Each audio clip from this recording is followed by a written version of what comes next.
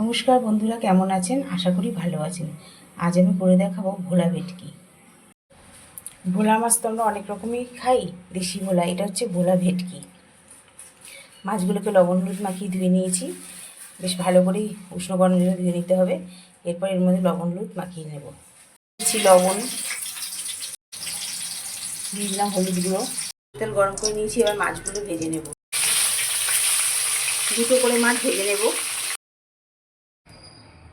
মাছ ভাজা হয়ে গেছে, ওই তেলের মধ্যে এবার আলুগুলো ভেজে নেব। তেলের মধ্যে দিয়ে দেবো কালো জিরে ফোড়ন, পেস্ট, টমেটো কুচি, লবণ দিয়ে দিলাম হলুদ গুঁড়ো, জিরে গুঁড়ো দিয়ে দিলাম, দিয়ে দিয়েছি কাশ্মীর লঙ্কার গুঁড়ো। এবার সব কিছুকে একসাথে ভালো মতো কষিয়ে নেব। মশলাটা কষানো হয়ে গেছে, এবার এর মধ্যে দিয়ে দেবো আলু। এবার আলুর সাথে মশলাকে আবার কষিয়ে নেব।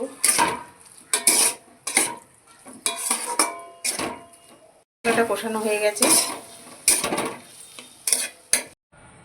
মাছগুলো দিয়ে দিলাম।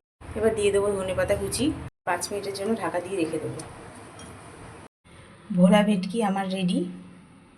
আর আমার এই রেসিপিটি যদি ভালো লেগে থাকে তাহলে একটি লাইক, কমেন্ট, শেয়ার এবং আমার চ্যানেল মনের ইচ্ছেকে সাবস্ক্রাইব করার অনুরোধ রইল। আজকের মতো এই পর্যন্ত।